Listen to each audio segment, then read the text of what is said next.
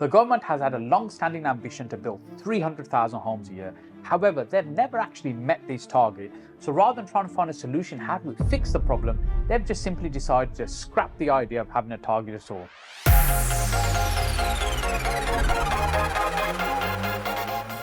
Hey, if you're watching my videos for the first time, my name is Saj Hussain, and on this channel I share with you my 15 plus years of property investing experience to ultimately help you get further faster in your own property investing business.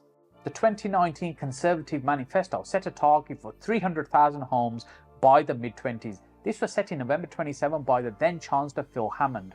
Experts agreed that 300,000 new homes a year in England would really help starting to service some of that demand. However, the National Housing Federation says we need 340,000 new homes a year, with 145,000 of those needing to be affordable housing. So you may be wondering how we're doing with those targets. Well, in the 70s, we were building about 250,000 new homes in England.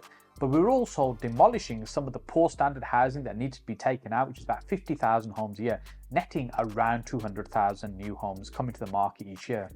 Then by the 90s, we were building fewer new homes, but also demolishing fewer homes as well. And at that point, we were netting about 150,000 new homes a year to the market. This figure then continued to rise until we got to the financial crisis in 2007-2008. And at that point, there was a slowdown, but by the mid-2010s, that figure started to rise once again.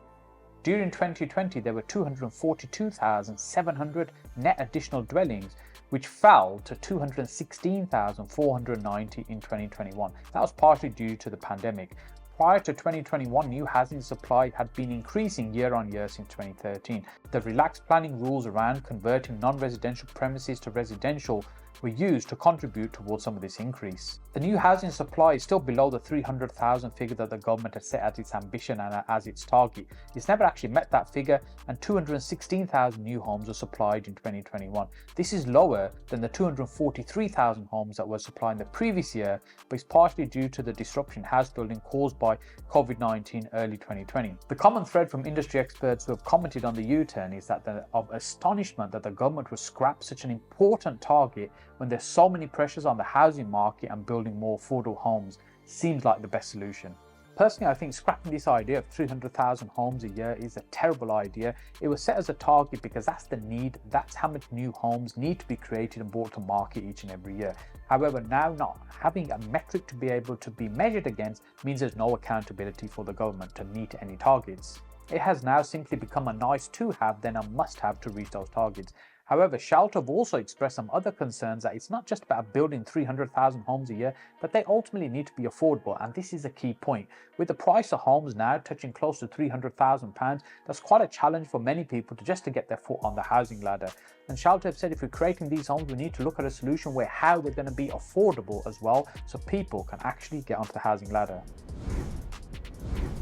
It'll be interesting to see what the impact this has on the market over the long term, but essentially by limiting the supply amount of property that's coming to the market, it's inevitable that will start putting pressure on prices. Prices will start to rise because there'll be way more demand than there is availability in the marketplace.